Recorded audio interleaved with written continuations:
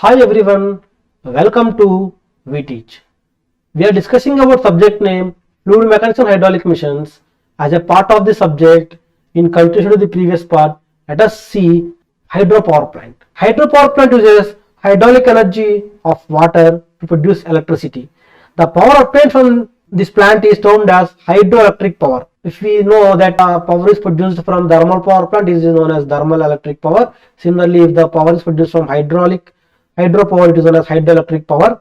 Nearly 16% of total power used by the world is represented by hydropower. Okay, right. And there are several types of hydro plants classified on different characteristics, but for every hydropower plant, some important principal components will remain same. Let us see those important components of hydropower plant right now.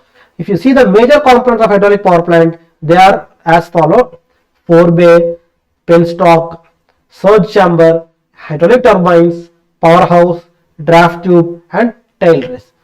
Okay, I will try my best to explain these elements or components clearly in detail. Forebay.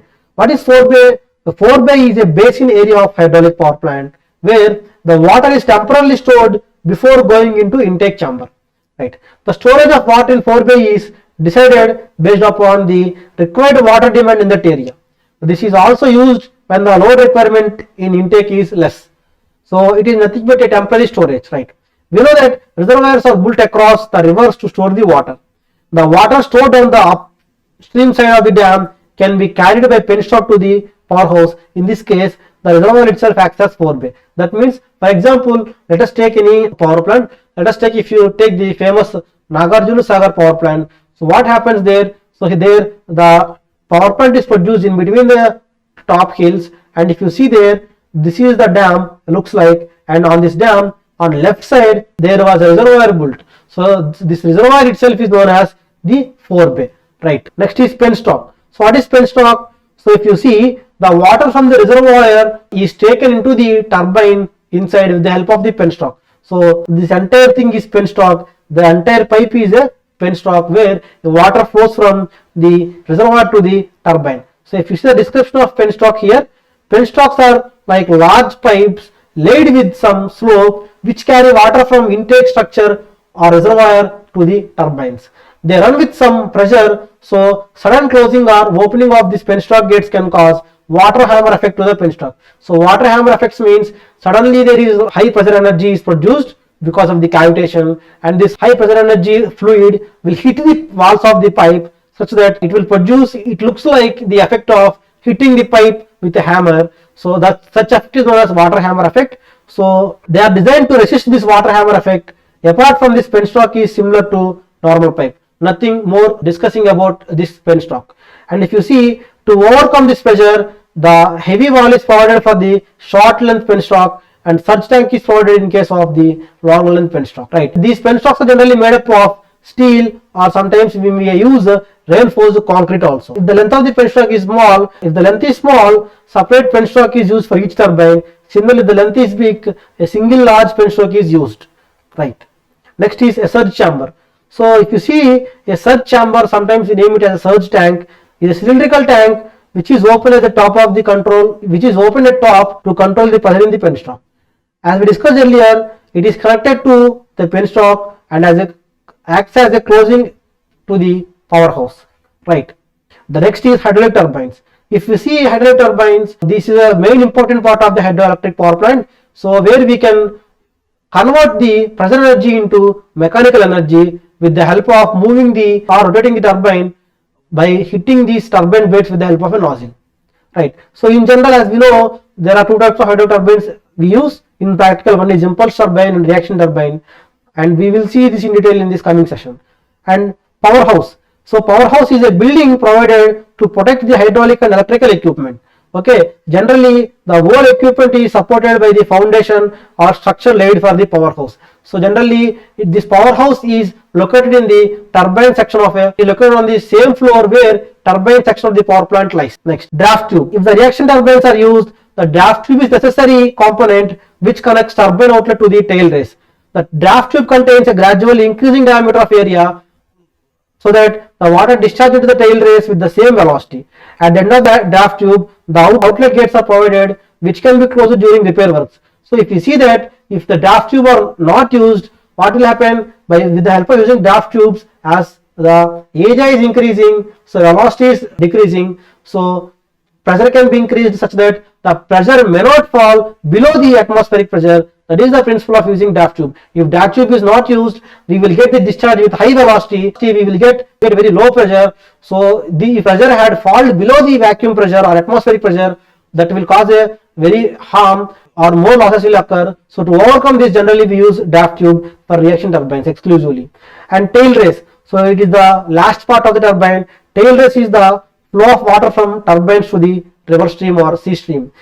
It is good if the powerhouse is located near to the stream, but if it is located far away from the stream, then it is necessary to build a channel to take away the water from turbine outlet to the tail race. Right. So the next topic is classification of hydropower plants based upon installed capacity.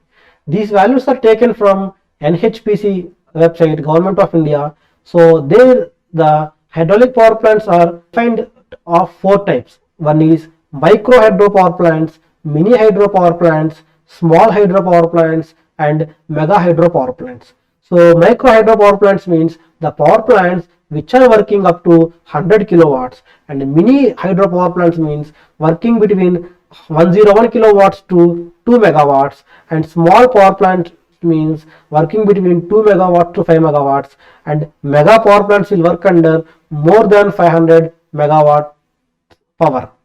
Next is classification of hydropower plants based upon turbines. If you see, there are 4 types of power plants we can classify based upon the type of turbine used. So one is a Pelton turbine, Francis turbine, Kaplan turbine, and propeller and tubular turbine. So as we know, Pelton turbine is an impulse type of turbine and is used for high head, and this head can be more than 250 meters. And for Francis turbine, it is a reaction type of turbine and it is used for medium head, that is in between 2.5 to 450 meters. Right. And Kaplan turbine is used for a head of 1.5 to 70 meters. Propeller is used for 1.5 to 30, and tubular is used for less than 15. So these values are also taken from NHPC website. And let us see another topic, pumped storage hydropower plants. See, to supply the peak loads, hydropower plants has to have the installed capacity of high loads of which remain idle during the off-peak hours. The more the demand of variable power supply, it is necessary to devise some way to achieve the economical loading of the power plant by leveling up the load curve. See, the following are some of the ways to leveling up this load curve. Those are commercial methods, that is to sell the electric current at high rate, and another one is the technical method. What is the technical method? There are 2 technical methods. One technical method is by installing special peak load power plants, and another technical method is by installing the power storage plants. Let us see what happens in power storage plants. See, purpose of pumped storage hydropower plant. This type of plants combined with steam power stations reduces the power load fluctuations to narrow limits. In some cases, the storage plant consists of pump and motor with no turbines. The pump increases the head in the feeder reservoir of a separate hydroelectric power plant, while motor improves the power factor in the electric supply network. Combined with hydroelectric power plants, it can take charge of daily peak load and seasonal variations of water. And the types of pumped storage power plants generally we see is daily, weekly or seasonal storage plants, high, medium or low head plants, and according to the type of turbine used in the plant, we can classify these pumped storage plants, and pure or mixed storage hydropower plants, and horizontal or vertical storage power plants. So this is how we define pumped storage plants and types of pumped storage plants. Along with this, we have discussed some components of the hydroelectric power plants and classification of hydroelectric power plants. For good understanding of hydraulic power plants, please visit NHPC Government of India website, so you will get a good idea of what is happening about hydraulic power plant in the entire India. Thank you.